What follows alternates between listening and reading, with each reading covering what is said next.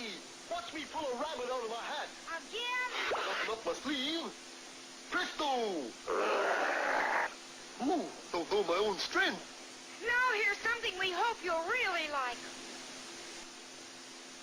And now... Hey, Rocky, watch me pull a rabbit out of my hat. Again? Nothing up my sleeve. Presto! Ooh, don't know my own strength. Now here's something we hope you'll really like. The lighter fuel you might use to start a barbecue may well be about 100 times the energy content that you would get out of a bullet. But the fact that the bullet delivers its energy locally and in milliseconds is what makes it more dangerous. It's for this reason that I've, for my own safety, put a plexiglass screen between me and the hazard, and I've also taken the precaution of earplugs, given that ears are really quite sensitive to this sort of thing. And for those who think that you can be cavalier with such systems, I present this. This is what it looks like when you get idiots who don't know what they're doing, fooling around with high-pressure, confined systems. Now, it's not entirely clear what happened to this guy, other than it happened in less than a frame on the video. That's about 30 milliseconds.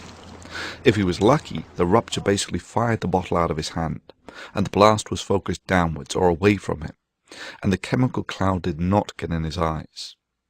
If he was unlucky, the rupturing pop bottle could have severely lacerated his fingers. The local 10-atmosphere pressure wave so close to an open ear could have caused hearing damage, and the corrosive chemicals they used to generate the pressure would have sprayed into his eyes, possibly damaging them. 30 milliseconds and a little too much youthful exuberance and not enough experience can generate a lifetime of regret. And yep, on paper, my pop bottle of hydrogen and oxygen contains a comparable amount of energy. However, with the use of earplugs and a plexiglass screen, and of course not touching the bottle, effectively render this system safe.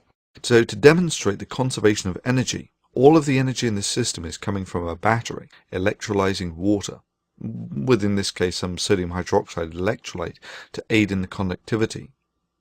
So there you go, you can see that the battery is supplying some 12 volts and pulling a fairly constant 5 amps, and that's generating the hydrogen and oxygen via electrolysis, and as it does so there's a small hole in the bottom of the bottle allowing the electrolyte to be pumped out by the gases generated.